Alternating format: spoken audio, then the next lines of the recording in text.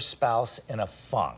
The hidden or unspoken things that may be killing your relationship. We have Dr. Angela DeRosa here to help us sort out some of our relationship issues. Okay, we are switching gears big time here. We all know it's not easy to keep the flame alive in a relationship, but there are some things that could kill it that we may not even know about. And one person does. Dr. Angela DeRosa is here to tell us about these things. Of course, you're doing this with segment. Yeah. So good morning. How are you? I'm fantastic. How Let's are you? talk about this doing well. This first issue, fantasy versus reality. What are you talking about Well, here? Unfortunately, you media folks and also the pornographic industry loves to... Well, you're not lumping us together, are you? Absolutely not. Okay.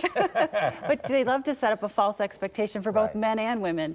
So if a woman is not having an orgasm within 2 seconds of starting any kind of foreplay, the man feels disappointed that somehow he's not doing it right, and us women feel that is a heavy expectation to be able to have that happen so quickly. So there's a lot of fantasy versus reality going on. Also, what women should look like and what you find attractive in women is also biased heavily by the pornographic industry and also media. We're not perfect by any stretch of the imagination, but unfortunately, when you're visually hunting for women, you're looking for that. We're not perfect.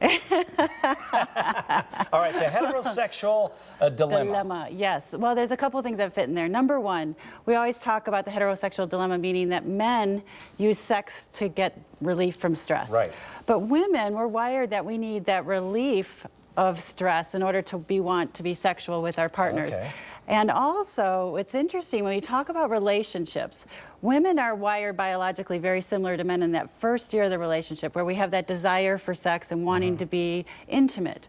However, when we hit that 1 year point, our chemicals in our brain switch where we become oxytocin-based, meaning we want to bond with you and become less sexual. It's more about partnerships. Okay. So unfortunately, the best way to avoid that is to switch relationships at every year, but we're not advocating for that. All right.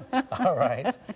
Kidding. I got you. But it's good to understand that that's happening. Yeah, okay. Medication, physical conditions, changes, things like that obviously occur. Well, one of the biggest things, medications, oral birth control pills, antidepressants, both lower testosterone in both men and women. And testosterone is the big flame on our desire in our brain and just floods our brain with that desire to have sex. So another thing, a lot of men are on statins. And if you think about testosterone, that's what gives you your mojo. Right. Well, statins lower cholesterol, and cholesterol is the precursor to testosterone. Same with PPIs, so the Prilosec and all those medications we take for gastroesophageal reflux. So there's a lot of medications that can cause problems for men and women. A drop of testosterone really affects you in many ways, doesn't it? It's the prime desire motivation molecule. What about conditions? Obviously, we don't have to point them out, but stress, weight gain, you know, alcohol being involved, Absolutely. all those things. Well, alcohol certainly puts the fuel on the fire for the first couple drinks, but after a couple drinks, you know, things tend to go south after a while. But also stress increases cortisol, which can drop desire as well. And also weight gain. Our body image is highly linked to our sexual function and how we view ourselves sexually. Right. All right. Thank you so much for coming in and clearing this up. And enjoy your vacation. I will. Thank you. All right. Sounds good.